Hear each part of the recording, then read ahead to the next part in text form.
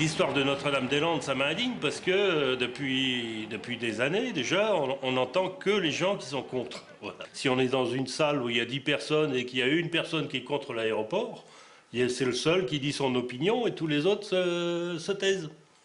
Et donc il y a une espèce de terrorisme intellectuel qui s'est installé dans toute l'agglomération nantaise.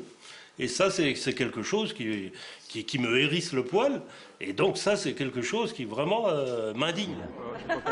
Voilà. C'est la première fois qu'on voit oui à l'aéroport. Oui, c'est la première fois qu'on voit oui. Parce qu'on a vu beaucoup de noms défiler. Mais mais... Si on n'avance pas, on recule. Et depuis le temps qu'il devrait être fini cet aéroport, ben, peut-être qu'un jour on va voir que ça décolle, quoi.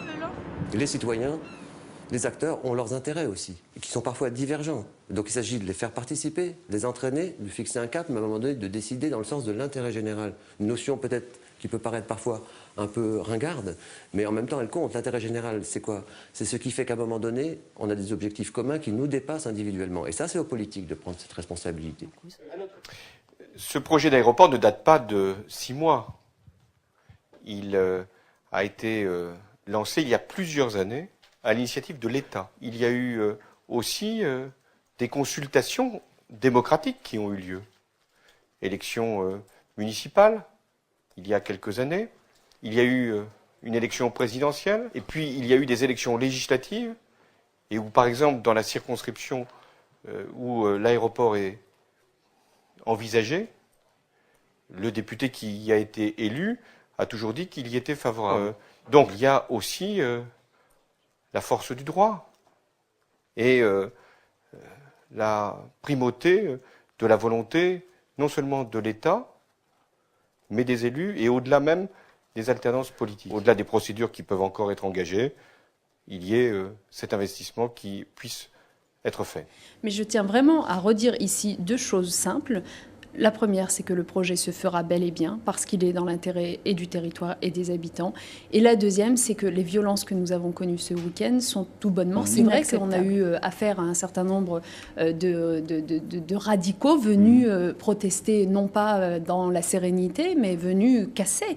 Donc il s'agit pour les forces de l'ordre que le gouvernement envoie et enverra systématiquement à chaque fois que nous serons dans ce genre de situation, de préserver le calme, de tout mettre en œuvre pour que le calme revienne. Nous ne tolérerons pas qu'une petite poignée d'individus qui contestent tout, qui viennent d'on ne sait où, mettent en jeu l'avenir de notre territoire. Ah, les provinciaux sont montés à Paris.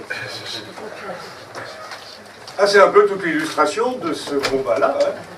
Moi, j'ai l'impression qu'on assiste à un double mépris. Le mépris de la démocratie. Lorsque l'ensemble des élus dûment réélus, représentatifs de la population, lorsque l'ensemble des formalités et des procédures ont été respectées et qu'elles ont donné lieu à accord définitif pour réaliser, il suffit qu'une poignée de manifestants, dont c'est le fonds de commerce, il faut bien se particulariser un peu, puisse remettre en cause, selon les médias, un projet que tout le monde a approuvé. Qu'est-ce que c'est que cette démocratie-là, si on en arrivait à renier ce qui a été décidé ensemble? Et puis mépris de la province. Moi j'ai lu quelque part que ces Bretons, ces gens de l'Ouest, ils peuvent bien se contenter des petits aéroports qu'ils ont pour ce qu'ils ont à faire. Et s'ils peuvent se déplacer sur des distances assez courtes, ça sera bien suffisant pour eux, pour les indigènes locaux. Mais s'ils veulent aller plus loin dans le monde, ils n'ont qu'à passer par Paris ou par Madrid. Il faut avoir en permanence des ambitions, être en avance. Et Notre-Dame-des-Landes, c'est une ambition. L'ambition de donner à ce Grand Ouest-là l'image d'un pays qui bouge, d'une région qui a envie de se développer et qui va créer des emplois. Que l'aéroport est utile et doit se faire.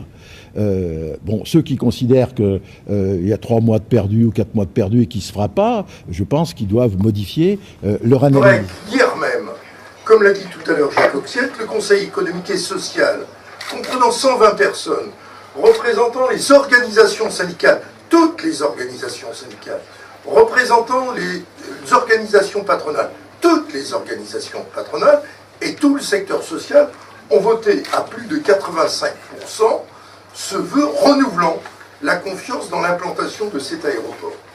Donc c'est vraiment une mobilisation générale.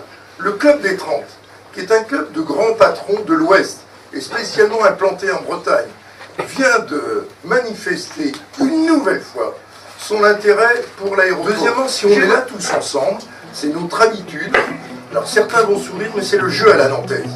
Quand il y a un problème, quand il y a un engagement vis-à-vis du futur, quand il y a des perspectives à donner pour toute une population, on est tous là. La droite, la gauche, l'économie et la vie sociale.